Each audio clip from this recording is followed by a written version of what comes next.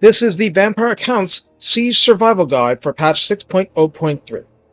I wanted to go over this subject because, as a relative newbie to the faction, there were some things which are very counterintuitive, not least of which because wall and gate health were improved so much in recent times. Wall health is usually irrelevant to counts, but gate health sure isn't.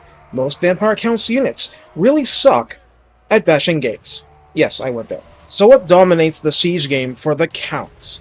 The Terrorgeist, in my testing, is so powerful at bashing gates, either because of its high weapon strength generally, or that and its high armor-piercing ratio, I consider to be the Eater of Cities.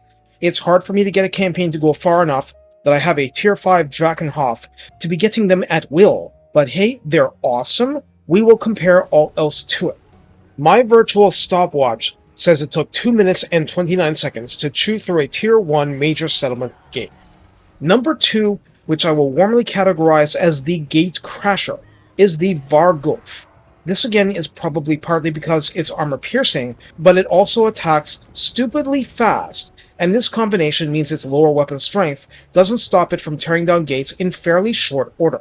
Of course, this takes a Tier 4 settlement to get unless you are really good at cheesing famous battle sites. I've had to learn that dark art from scratch.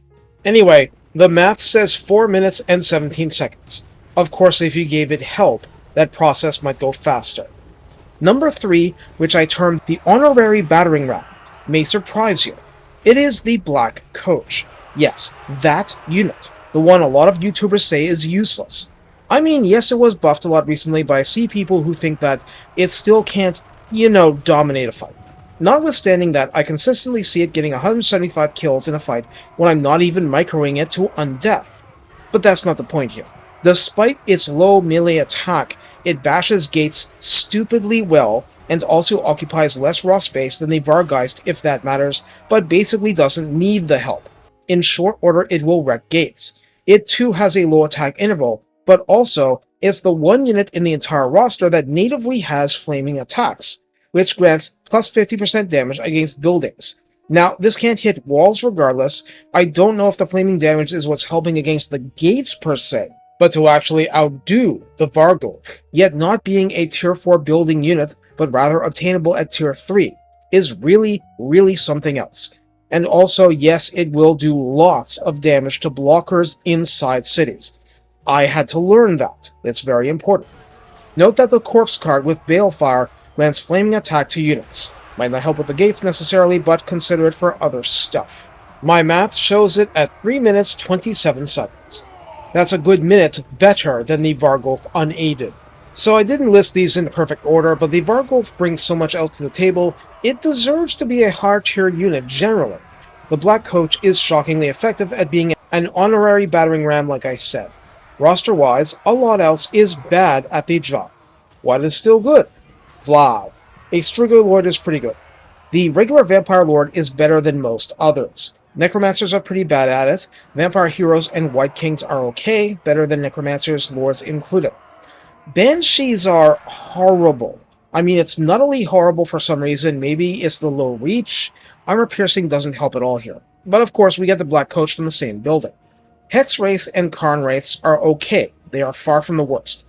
Despite nerfing the unliving hell out of Dire Wolves for gnawing on gates, enough of them crowding gates due to the small size will help. It's not reliable and it's not fast.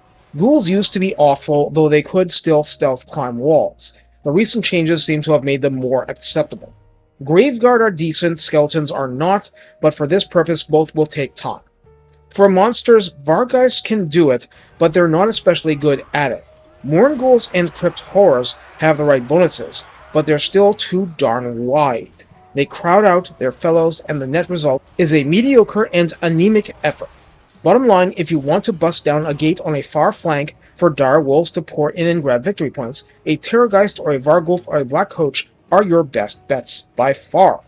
A Zombie Dragon should work just as well as the first, but I didn't bother testing it, and yes, there's the option of building a ram, but even vampires often do not have that kind of time, because mortals are just so darn numerous. They come up with armies seemingly as if raising them from the grave. It's infuriating.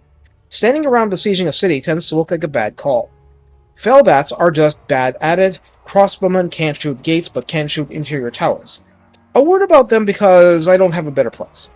Sylvanian crossbowmen are recruited via the Regiment of Renown screen, but they don't require 10 turns to replenish when destroyed or disbanded. They require one turn. Unlock all 6, lose them all. Next turn, you can load all 6 into an emergency army to defend a major settlement's walls from the Empire. The same principle applies to the handgunner unit. It's like having them permanently added to raise dead pools in a fashion. I hope this helps reduce your frustration level with sieges. Not related to breaking down gates, but once you get perfect vigor for skeleton warriors, they fight at full potential even climbing walls. And there's always magic, if you have it. Take care, and have more fun besieging those mortal cities now that you know what brings those gates crashing down a lot faster.